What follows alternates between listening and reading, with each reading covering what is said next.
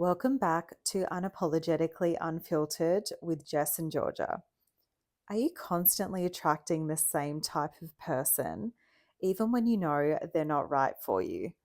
We're welcoming back Parmiss Kia. This is part 2 of Aware and Aligned and going deeper into Kundalini energy. We're unpacking the subconscious patterns behind who you're attracted to, why you keep repeating the same cycles, and how working with Kundalini activation and CAP can actually shift that. We talk about releasing stored emotions, opening your heart, and what it really looks like to realign in dating. Plus, do men actually suppress their emotions, or are we just not seeing the full picture? If you've ever thought, why does this keep happening to me? This one's for you. Let's get into it. What kind of shifts or breakthroughs do you see in your classes a lot? Yeah, which one? Where should I start? Well, the purpose of, and I like that you've asked this question, because the purpose of CAP is not about the movements and all those, what happens in the class. It's all around the perception, your perception about your life shifts without force. So I like that you've asked that question, because CAP is not only about the movements, or I'm just coming in to emotionally release something, again, setting intention.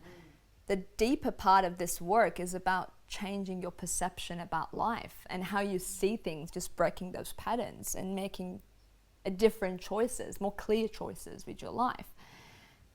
I've had people, so many shifts, but for instance, the common ones are people change their diet without forcing it. Oh, wow. That's so random. Crazy. Yes, and diet is the most difficult one. And they don't even think about it? They just go out and they're like... No. Like, I had a client that they came to the non-dual immersion, the 2 days immersion that we do, like a 2 days retreat, not sleepover, but like 2 days. We do a CAP and then we explore non-duality. And this client of mine, she loved her steak. And there's nothing wrong with that. It's like the body needs it. And next, in the last immersion that I've had, like last year, she came back and she said, like, since the first non-dual immersion, I stopped eating meat. And she was like, I don't want it. My body rejects it. Yeah, that's wild. So interesting, isn't it? Or so even do you think alcohol. People go more vegetarian or raw vegan?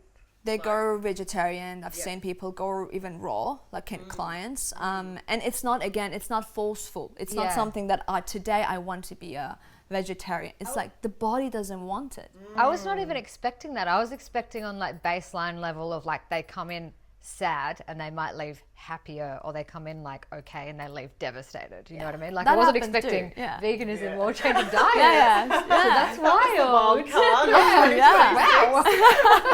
Wow. They even quit jobs. I've had a client that he came in after a month, he quit his job. It was like, I don't like it. Like, I've been holding on to it. I guess. I mean, it makes sense. Even the meat stuff, like, we're meant to eat for our blood type and whatnot. So if something's not actually aligned with you intrinsically, and you discover that in a CAP session, then maybe you and a job, same thing. You walk out, bye-bye. Or even relationships. We've had many people. I mean, sometimes we've seen people like divorce, or especially amongst facilitators, that happens a lot. But it's not bad because they've been again in a really toxic relationship or something that didn't work, and they come out like, no, I can't really hold on to this anymore, and they just end it. No force, no nothing. Like, it's just. I feel like you want to make changes in your life. Yes. But I feel like that should be documented. You need like cat paparazzi. So like anonymous stories about crazy things that people have done after the cat. cameraman to follow you. I knew. Show wild. everything. Show what the transformation of what's happening here. I wasn't expecting that at all. Wow. Yes. Yeah, the shifts are big. And so what kind of people come to your classes? Like everyone, men, women, different ages? Yeah, men and women, they're both coming. Of course, we all know the majority of these healing works, women are more attracted to these types of works. But I'm really glad that in my classes, I see lots of men are coming too. I was surprised in one of the classes, like there was a few men. Yes. That one of the classes that I came to. My final session before New Year's, like 80% of the session were men. Wow. And it's beautiful because women, we are more in touch with our emotions. Yep. We can actually regulate our emotions. We're becoming more vulnerable. But men's are like guarded. Their hearts are more closed down. It's harder to break that open. And seeing them coming in, being able to open up. And they need it. Like, we need that for men. Like, women and men need that for men and for men. Yeah, because then we can grow together. Not just one, you know, women are working on themselves, and some men feels like they have to be man up. But it just dropped that. Like a macho man. Yeah, kind of. yeah. Do you think men suppress their emotions more than women? That's really interesting question, because we can all go to the sex of men and women. I would say men has been conditioned to suppress their emotions. And women are more, they've been allowed to show their emotions. I think Yeah, we're true. socialized to express emotions in maybe a more sophisticated way, whereas men might show emotion. Anger is still an emotion. You know, like they might show sadness through anger. They're just perhaps not able to express Exactly. it. Because in they the can't same way we control do. their emotions. Because anger is the source of anger is fear of losing control. Yes. So, and the nature of the masculine energy is being in that control as well. That's the masculinity when you want to always be in control. And yeah, that's very difficult. But again, even with women's who are more, especially in these days that we're more into our masculine energy than our feminine energy. Yes. That makes us also to hold ourselves in and just make sure you get things done, and you can't be sad, and you know, like you just have to get up and do it. Keep going. I feel like there's this I think that women are now taught to be a lot more resilient than we always have been, and so resilience is it kind of combats emotion.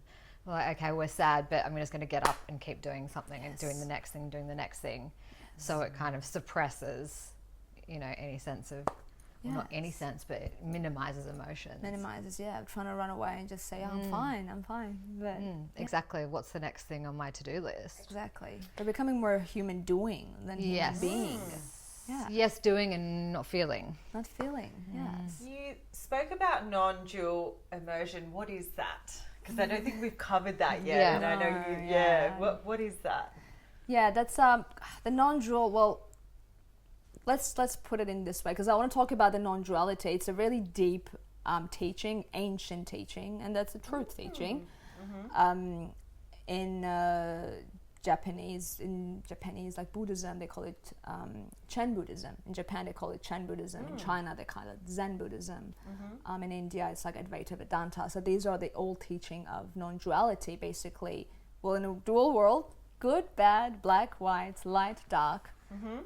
Whereas with non-dual, there's no duality. Everything is just is. Okay. Now, nothing, bliss. So with CAP, basically is a bridge to clear up your nervous system, your body, your conditioning, patterns, rewiring your brain until you get into that equanimity. So it's a bridge to take you to the non-dual state, to expand your consciousness. And then from there, it's a bridge back to life. So in the ancient world, like monks were sitting in, you know, caves, or even now, like they want to get into that meditative state. But once you reach there, then what? We're living, right? Yeah. I can't always be like, Exactly. Sorry, I can't go to work. I know, I don't have to take my I'm coffee. busy. Yes.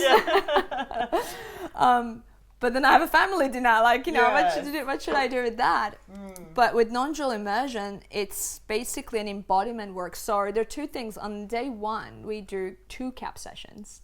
Yeah. So it's like a back-to-back CAP to prepare the body and take you into a more expansive state.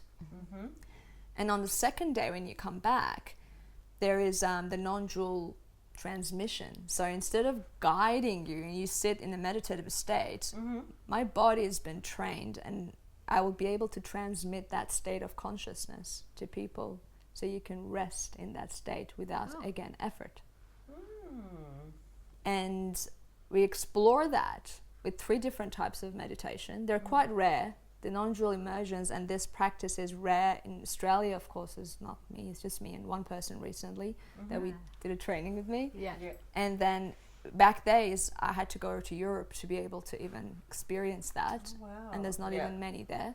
Yeah. So but then the major shift happens, those bigger shifts like happens during the immersion, because then we bring that state back to your body, so you will be able to live your life, go to your family dinner, you know, just go to party, like go to work, normal day to day, pick up your children. But it's about living in presence than just, okay, I've had an experience, now what?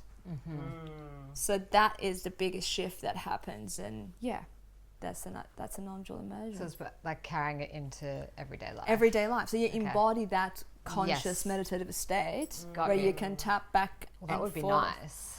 You know, like you always want to feel peaceful. Yes. Like, I've had a client just came in and Even she in was like, traffic. yeah, exactly. She was like, oh, I feel like I've lost it. And then she was like, oh, but actually I sat home, and then this is quickly, she was back into that state.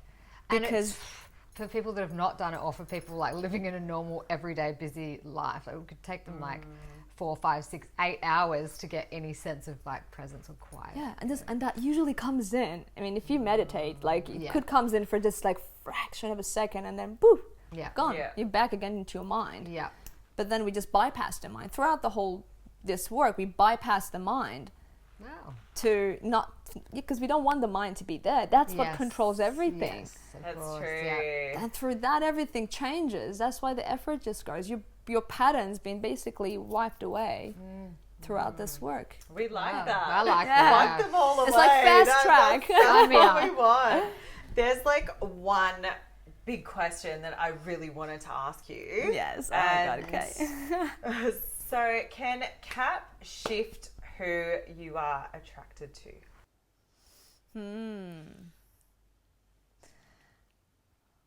How I would answer this is, when you come to CAP session, you're trying to shift the way you see life, and that's what it happens. It makes you to see life from a different perspective. So, who is the, like, you know, we usually go on a date and we call that like, this is my type.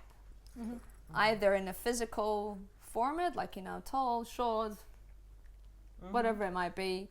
And then we have some other parts, like our values, or, you know, I want them to have certain behavioral traits. And sometimes we even get attracted to people that are not good for us. It's like a Subconscious, yes. subconsciously. Yes. Because there's so much wounds there. And how it could change you to attract to someone that is not your type, but is actually good for you, is first by changing you. So it changes you. You can't just be attracted to someone that is what you call is not my type, but it's actually good for you, without being that person. Like, you should become that version of yourself to be able to attract the person that you have, you dream about, even you know who's good for you. So yes, but not in a way of something outside of you, again, not forcefully. It's all in you. Yes.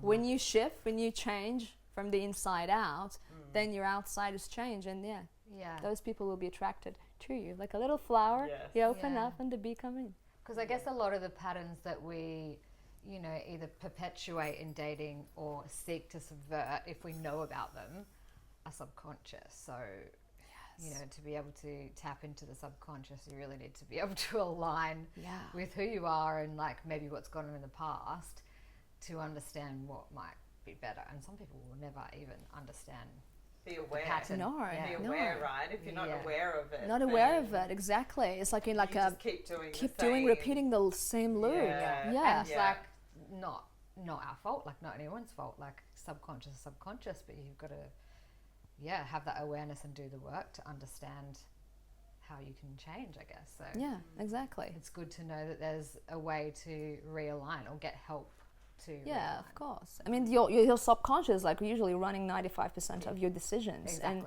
like in I'm just going to quickly just tap into it in the shadow work, because I do shadow work coaching too. Like in shadow work, we literally go back into breaking those patterns, like areas that you would have never thought. Like for instance, a client was he was like, oh, I'm just keep going to these toxic workplaces, and he hated that. And he kept changing, but he would still go somewhere else similar. He would stay there. So the pattern came all the way back from his childhood, that he wanted to basically keep getting the love from the mom, the needs to be loved by mom, or have that, keep that connection from mom. So the mom will be like, oh yeah, that's fine, go about my son. But without him knowing it, he was just doing and making decisions to feed that loop and need. Yeah. So when you know and when you're aware, so either it's through that work or just like let it shift. Through the energy, because it's easier. We've only just scratched the surface. There's still so much more to come, so stay with us.